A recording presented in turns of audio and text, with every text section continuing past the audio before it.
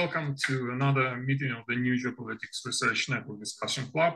Here we have Mykhailo, Samus, Volodymyr, Solovian, and Igor, Fedyk. And traditionally, we start with the situation on the front line. So, in the second half of summer, the armed forces of Ukraine began active fire preparation of the offensive actions along the entire front. In particular, it was very active in the southern and southeastern directions of the front. There were also effective strikes on the targets in occupied Crimea. With the help of high-precision weapons that Ukraine receives from the Western partners, the Ukrainian army began to effectively destroy, and this process continues today, important military facilities of the Russian army, such as military depots, command posts, accumulations on manpower and equipment, air defense, electronic warfare equipment, and others. This made it possible to create favorable conditions for the next counteroffensive actions of the Ukrainian army, which we can observe in recent days. So, for example, in the south, on the right bank of the Dnieper River, Ukrainian forces took the Russian troops there into a fire ring, which blocks their operational capabilities in this area and which is shrinking more and more every day. Russian troops are actually pressed to the Dnieper and have no opportunity either for organized retreat or for continuing effective resistance, since all the main logistic lines across the river have been destroyed by artillery strikes of the Ukrainian army. The result of such a situation is a successful advance of the Ukrainian armed forces in several directions and liberation of the territories on the right bank of the Dnieper. In particular, the armed forces of Ukraine are currently expanding their Invalids bridgehead and are gradually moving towards Beslav. Such an advance can cut the right bank group in half. If successful, offensive actions in other directions, in particular from the north in the Vysokopil area, it may lead to the loss by the Russian army of the entire northwestern part of the Kherson region, and the front will then be brought closer to Novakhovka. The devastation of the Ukrainian army in the south and the announcement of the major Ukrainian offensive they led to the fact that the Russian command, not having enough reserves, was forced to relocate its units there from other areas, thereby weakening them and giving the Ukrainian forces the opportunity to conduct successful counterattacks there. Thus, in order to strengthen Russian group in the south, the Russian army relocates its forces from the Kharkiv region and from the east of Ukraine. As a result, Ukrainian units got favorable conditions for conducting their offensive, effective counteroffensive actions in the Izum direction. As in the south, there is a gradual liberation of the populated areas by them. The most likely goal of the operation of the Ukrainian forces in this area is at least to take under full fire control the main logistic artery of the Russian Izum grouping, the route Volchansk, Velyky Burluk, Kupiansk, Izum, and at most to completely capture it and thereby cut this artery. If they succeed, then the Russian Izum grouping will be effectively bloodied and we will have not only the way, one way out to leave this bridgehead and retreat. If we talk about the above-mentioned actions of the Ukrainian armed forces on a wider scale, it should be noted that they have two main goals, purely military and political. From the military point of view, the destruction of the armed forces of the Russian groupings and the capture of the bridgeheads on the right bank of the Dnieper River and in Kharkiv region will create favorable conditions for the further liberation of the Kherson region, cutting off the logistics connection of the Russian armed forces with the occupied Crimea, and the gradual liberation of the settlements in other regions of southern Ukraine, as well as the liberation of the entire Kharkiv region and advancing towards the Luhansk region. From a political point of view, the defeat of the Russian troops in the above-mentioned areas, especially in several thousand-strong Russian group on the right bank of the Dnieper, will be a strong personal defeat for Putin, who keeps saying that his special operation is going according to the plan and may have negative consequences for his image among ordinary Russians and their support for the war against Ukraine, as well as for his positions in the highest echelons of Russian power.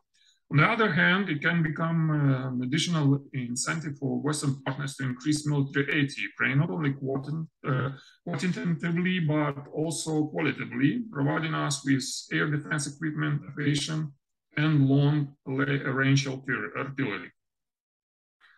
So this is how I see the current situation on the front. Of course, I could miss something, so you guys can add your vision of the situation.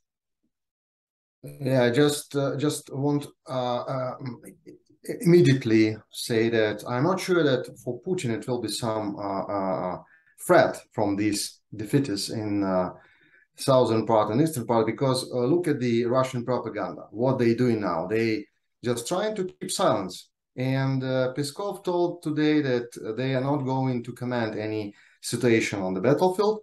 And it means that they could say that in reality, they didn't want to get some territories on the Kharkiv or Kherson Oblast, because the main goal of all of these special military operations only Donbass. But of course, even they'll keep silence. I'm sure that it will be a lot of I would say now it looks like even they won't say anything about it. So even it will be even worse for them, because they try to keep the disease, but this disease will be even more dangerous for a regime if they show it and say, for example, like, okay, we have a problem with idiots and in generals, we have a problem with resources, with logistics, but in the same time we are going to change the situation, and we are going to make mobilization to collect resources and defeat Ukrainian Nazis. But it's not about Putin regime. Fortunately, I am sure that they will try to keep all of these problems inside, and Putin is not going to say anything about it. He been mistaken when he started this operation 24th of February from such a point of estimations and such a level of intelligence and making decision process. He will say that everything was great. Actually, a couple of days ago, yesterday on these forums in eastern part of Russia, he told that they didn't start yet military operations. So I think in general, you made absolutely great assessment, Igor, and I think that in general, what we could say that all of problems of Putin regime is becoming more and more catastrophical for a regime itself. And I think this is the best news, that, of course, from military point of view, Ukrainian generals, as I think, they played absolutely great game on an operational level. They stress that they are going to make counteroffensive operation on the south, but in reality, they made clear offensive operation on the east. And I remember that 3 weeks ago, I think that actually on two directions they conducted, because on the south the operation is still ongoing. Yeah, but you know what? That I remember that it might be the main hit. Effort, yeah, main effort. Main effort, yeah, is on the north. Yeah, but this is very interesting. I'm sure that Ukrainian forces will continue the efforts on south, but how Russians reacted.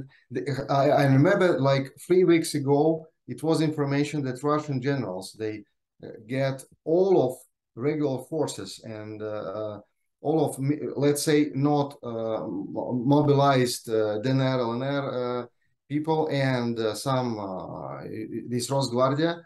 They put all of these troops from Izium direction, exactly what we have now, the theater what we have now, and remove them to southern front. And especially it was for me, it was crazy. It was crazy decision on the right bank of right side of the Dnieper. So now they put on this trap, all forces put on the trap on the Kherson direction, and at the same time they don't have enough reserve. Okay, we don't know everything about Russian forces, but it looks like they don't have at least fast reserve, immediate reserve, to stop Ukrainian offensive operation on the Kharkiv. Well, there's an information that they sent. They have already sent this thread army corps to the front, but it is dispersed all over the line, and it doesn't make the difference. Yeah, absolutely. And actually, a couple words more, that a lot of information about the Zaporizhia direction. It looks like Russians, they trying to prepare some offensive operations on this direction, but Ukrainian forces, again, they started before Russians started offensive operation on Zaporizhia. And it means that they need now to divide reserves and send one reserve from Zaporizhia direction to Kupiansk, for example, or Izium. I think that it's too late to send it to Kupiansk, and one chance for them, send it to Izium direction, trying to do not allow Ukrainian forces to close Izium pocket for forever, and another part to Kherson, because it looks like you saw several videos on this cross river on Dnieper when they hit by HIMARS, and it was strong problems for all of them. So I think it's, if we're talking about game, about chess, so Ukrainian generals, they playing very good. So far. Yes. And we can say that at least on several directions, the incentive is in the hands of our command, which is good. Yes, I'd like also to admit that in several media there appeared assumptions, especially Western media, appeared assumptions during last days that Ukrainian offensive at Kherson region was an attempt to distract Russians. But I'd like to know that every operation has its own goals. For example, at Kherson region, our first goal is to extend our foothold at the left bank of Ingulets River and pose a threat to northern units of Russian forces at Kherson foothold of Russians. And obviously, the main result of Ukrainian successes at Kherson direction was a fail of Russian command to anticipate preparations of Ukrainians, and maybe some kind of irresponsibility of their command, because after the first line was wiped out, Ukrainian forces faced with just internal police forces, which were original garrison of Balaklia. And that is a big challenge for Russians, whether they could bring enough reconnaissance to stop Ukrainian offensive in Kherson region. And if we follow Russian media, now they try to boost the morale of Russian society and their military men, in attempts to say, look, we already react on these Ukrainian counteroffensive operations. For example, today appeared many videos of Russian columns that are moving to the front line, but at least we have not seen any successes. And according to last messages from the front line, the bridge over Oskil River was blown up, and that means that even if or when these reconnaissance forces will be brought to the front line, they will be unable to cross the river and help those garrisons of villages, and especially strategically important city of Kupiansk. So that means that all their attempts to capture positions near Sloviansk and Kramatorsk, because without control over Izium, there are no sense to move directly on Ukrainian footholds in Siversk and Bakhmut, because without the right flank, these successes will not meet any success. Yeah, and in this context, I would also like to add that one important thing that the Russians are feeling now that the shortage of the munition and the rockets in the front line, which we see that there are less and less this massive usage of artillery by Russians, less missile strikes on Ukrainian territory, and the interesting news like that the Russians are buying million of munition in North Korea. So it says that Russians have really big problems with the munition, and this artillery and rockets were among the main reasons for them to have successes on the front. So now we can say that it will be very difficult for them with this shortage of munition to have advantage against Ukrainian troops on the front line. Yeah, but you know, I still cannot understand how it's possible that Russians they have a very close Russian territory. I mean, the Russian troops they have brigades, divisions of the Russian territory. All of this stuff, all of warhouses, and I cannot understand how it's possible that the Russian armed forces didn't find any possible way to answer this offensive operation. Can you imagine that? Okay, I very like the make a positive modeling, like sometimes explaining how is catastrophical situation on the right side of the Dnieper for Russian forces. I propose just imagine how if we put Ukrainian forces on this position, it will be disaster. And we should make something there, at least not to put more forces there. But in the same situation, can you imagine if Russians attacked Ukrainian forces and after 3 days of offensive operation, Ukrainian forces didn't react? So it means that in 24th of February, we've got a huge problem. Ukrainian forces 24th of February react, even it was absolutely just start of the war. And anyway, who started the war, they have some advantages in time. Even in 24th of February, Ukrainian forces attacked, started to make a defensive operation in the first hours. Now we have an absolutely crazy situation. The 3 days of offensive operations, and Russian didn't react. So I cannot imagine how it's possible. Well, okay, but what this reaction should have been? You see, they have aviation. It's possible to send aviation. What's the problem? But have you read what also very interesting, that there was the one post by Irkin that Russians are using very cautious about using the aviation on the front line nowadays. So it means that I think that the capabilities of Ukrainian air defense is rising on the front line, and that's why the Russians it's for them they are trying to keep their aviation. So this is natural reaction to send helicopters, attack helicopters. Su-25, all of this stuff. So they have. Second, there is Iskander. There is Iskander. I cannot understand.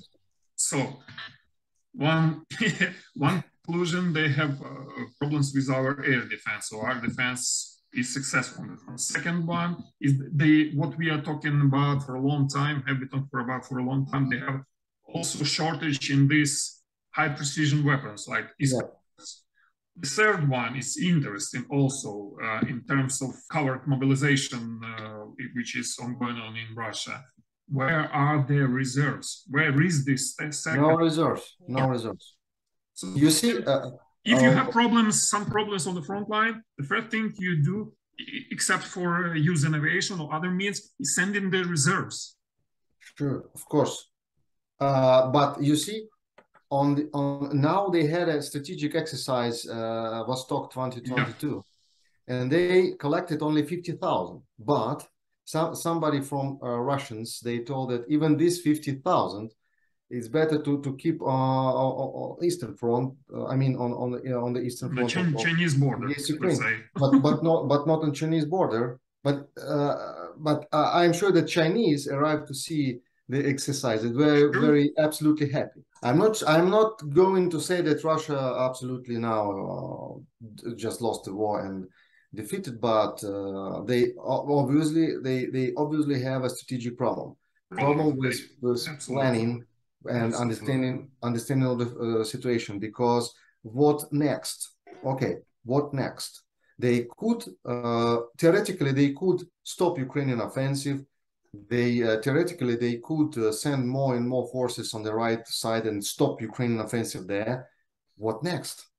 Because strategically, Ukrainian forces, how told Ukrainian Chief of Defense General Zaluzhny in his article, Ukrainian forces has strategic capabilities, strategic advantages in high precision weapon, and it means that Russia just could send some massive concentration of forces in some directions, but strategically they already lost. Russia has advantage in high precision weapon.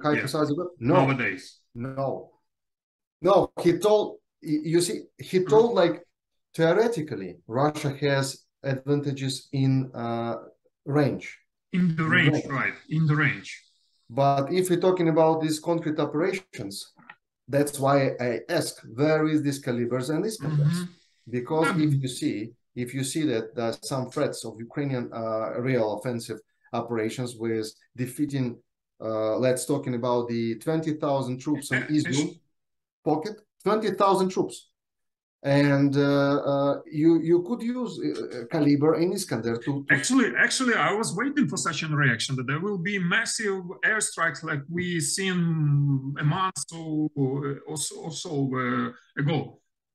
Absolutely. Simultaneously hitting with Iskanders, hitting and maybe some targets on the flank, but also some targets in Kyiv, for example, or in Odessa, or in Kharkiv, whatever. Yeah, in Kherson Oblast, Ukrainian forces used a lot of HARM missiles, and then they destroyed just air defense and radars, electronic warfare. But I'm asking about Kharkiv direction. It's only some 40 kilometers from the Russian border, from the Russian territory. They have absolutely great possibility because, for Kherson Oblast, they have a problem. They have a problem with, even with Crimean airfields, which is under Ukrainian attacks. But in Belgorod Oblast and Rostov Oblast, they don't have any problems. Okay, they have some, but it's not absolutely, we cannot compare it to problems in the southern direction. And my question, where is this aviation and missile strikes? At least, I saw in open sources that they have a kind of 5,000 or 6,000 of S-300 missiles, which is they are trying to use on the land targets. So can you imagine if they could use, for example, several hundreds of S-300 missiles just for Ukrainian forces somewhere on the fields, but anywhere it will be some, threat for Ukrainian forces. My explanation, for example, this is very poor intelligence. So they in reality they don't have satellites, they don't have enough UAVs. They not drones from China like Mavic 2 or 3, but real UAV with operational level capabilities. This is a problem for them. So they just cannot use the missiles advantages because they don't have enough target acquisition in real time. So they could find some coordinates for some plant, some and now the front line is but not moving very rapidly. So movement of the forces. It's absolutely the targets. You can follow the targets. Absolutely. Let's skip to another question, which is also, I think, is very important. Is the Ramstein 5 meeting. This time meeting was held in offline format, like the first and the third ones. It was led by US Defense Minister Lloyd Austin, which shows that the United States will not only continue to actively support Ukraine, but also to encourage Europeans to do the same. And the additional incentive for providing assistance to Ukraine is that the Ukrainian armed forces have proven that they are very excellent with the modern types of Western weapons.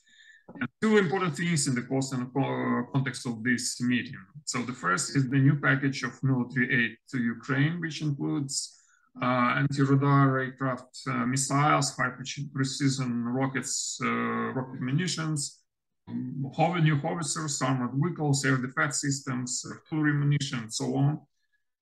And the second one is the United States Secretary of Defense, Lloyd Austin, and his colleagues from the allies discuss a new strategic vision of the United States regarding the development of Ukrainian army, and it's very important. So he said, we will work together to prepare Ukrainian forces for the long way. We'll work together to integrate Ukrainian capabilities and strengthen their joint operations for the long term. We will work together to improve our defense industry and meet Ukraine's requirements for the long term. And we will work on production and innovation to meet Ukraine's long-term needs. In this context, it's also interesting to know that the American media reports that the Pentagon is currently preparing a detailed analysis and developing a program on how to support the Ukrainian army in the medium and long term, including after the end of the war with Russia. So the analysis is being conducted jointly with Ukrainian specialists, and if approved by President Biden, it could lead to the creation of a long-term American program of military support for the armed forces of Ukraine. The above mentioned is in line, by the way, with what General Zaluzhny noted in his recent article. And here we should also mention the recent visit to Kyiv, the US Secretary of State, Antony Blinken, during which he announced the new aid for Ukraine with a cost of $675 million and additional $2.2 billion long-term investment in foreign military financing to strengthen the security of Ukraine and its neighbors. And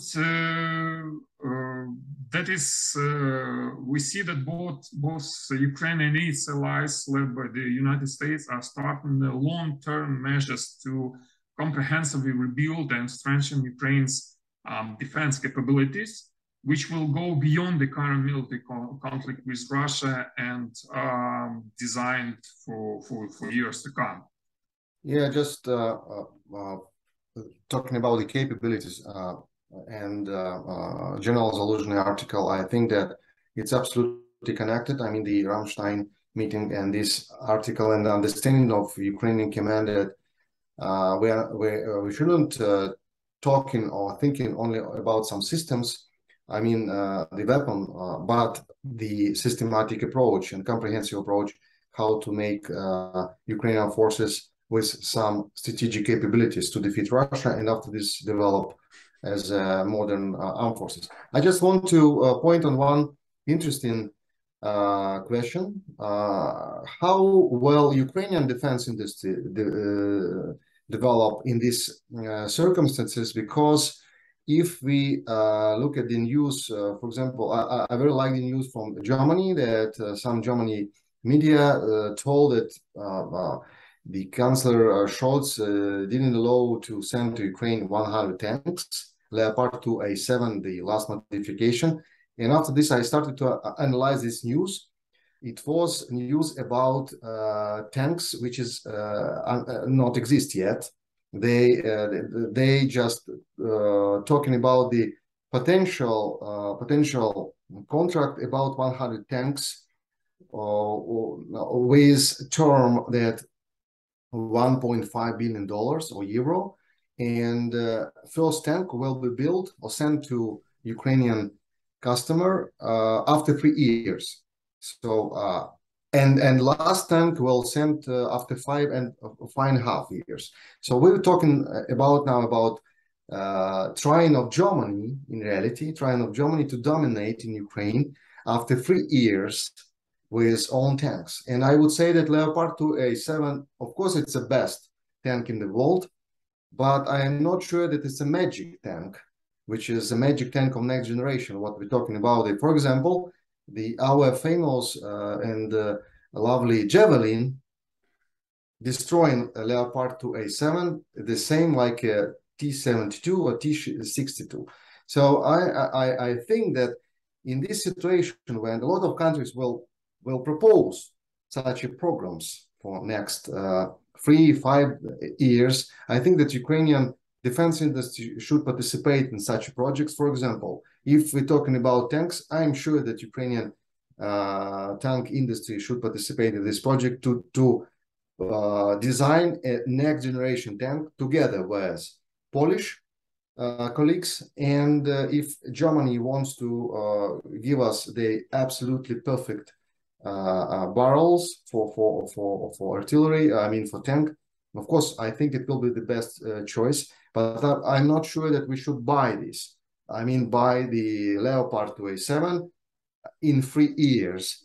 Absolutely. We need this now. Of course, we're talking about the 102 Leopard now. Okay, after 3 years, I think it's a crazy deal, and I suspect German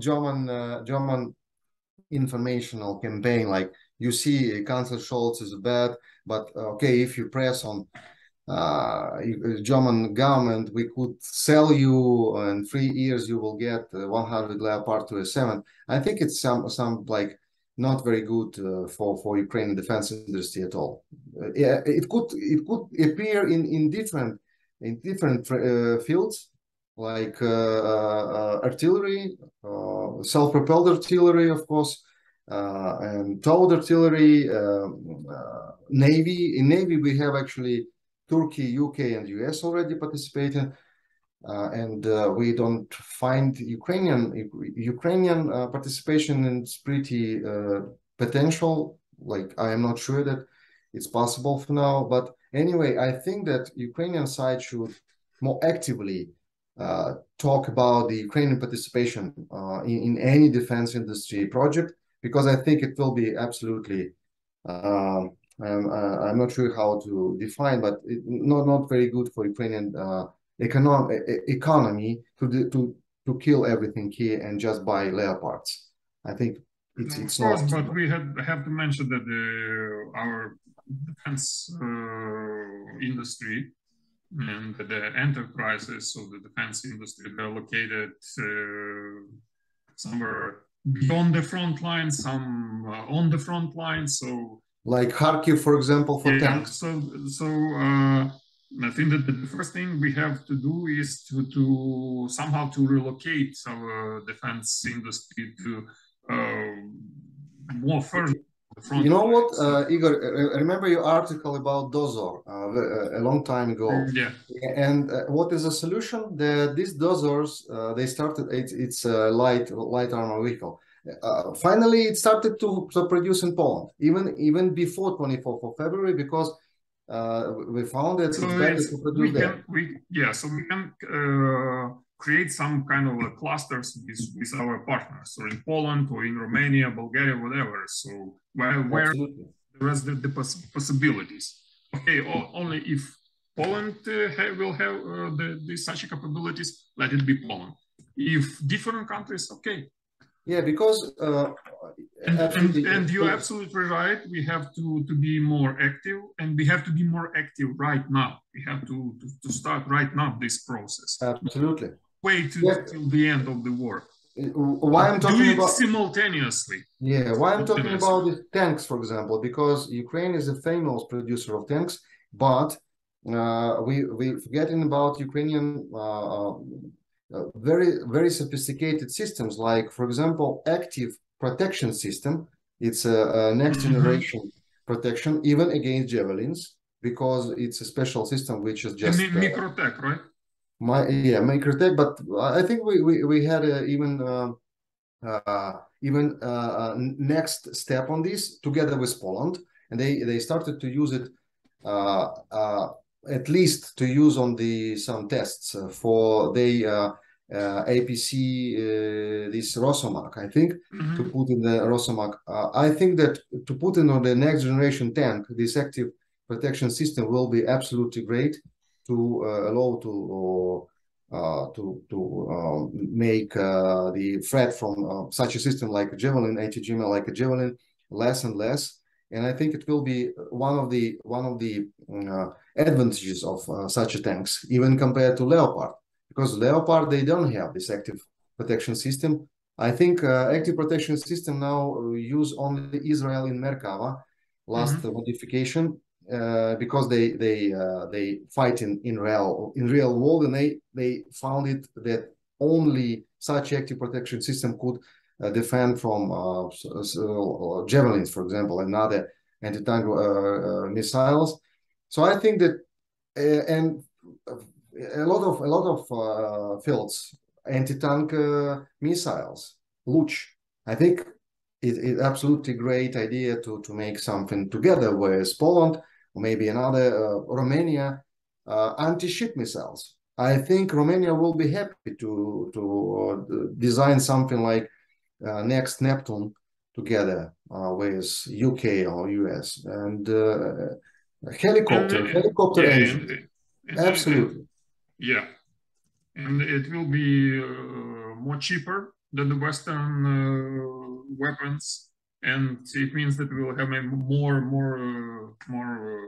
more units of it, so more bigger quantity of it, which is very important.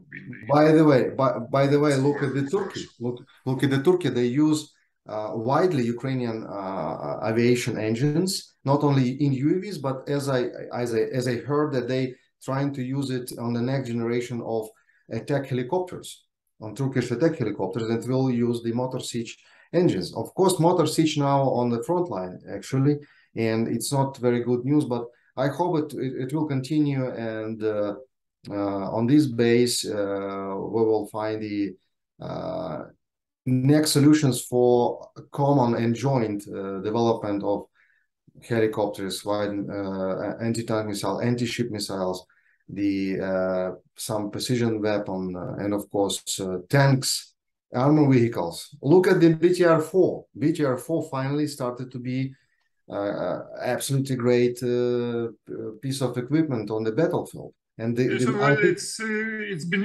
has been tested since 2014. So yes. And yeah, the main advantages of Ukrainian defense industry, it's a battle-tested weapon systems. And nowadays, not only Ukrainian, but for Ukraine, it's the same. Yeah. Yes, I just like to add that one of the issues of the article we talked about importance of surface-to-surface missiles, which will help Ukrainians to pose not only military threat to Russians, but mental impact on their desire to continue this war. And the Russian population. Yes, that is for the most population, effective toolkit to stop this war, because until the population will continue this supporting this war, and new volunteers will follow this propaganda, the war will not stop, and it will be prolonged for a long time. Yeah, but Volodya, we have problems here, because 300 kilometers of ATACMS, they won't solve this problem. 300 kilometers, it's not enough. We should talk about 1,000 at least. And 1,000, I'm not sure that they can send us. And General Zaluzhny wrote in his article very interesting thing, that it could be Ukrainian. Rumors say that Grom 2 exists. I don't know, is it true, but something actually hit Saki airfield. Something hit, and it was, as I understood, it wasn't ATACMS, because at least Russians could find ATACMS parts, and they should show it. Russians should know what it was. They could just get the debris of the rocket, if that was a rocket. But still, we didn't saw any actions. This is very interesting by Russians. Yeah. So again, it's talking about the discussion about the role of Ukrainian defense industry. I think that Ukrainian systems could be very interesting for our allies, and maybe they will play a critical role on defeating Russia if we're talking about the long-range missiles. Because if Yuzhmar, so maybe this process, if Mars will create missiles with 2,000 kilometers, so here we go. Subscribe here to receive more videos from the new Geopolitics Research Network.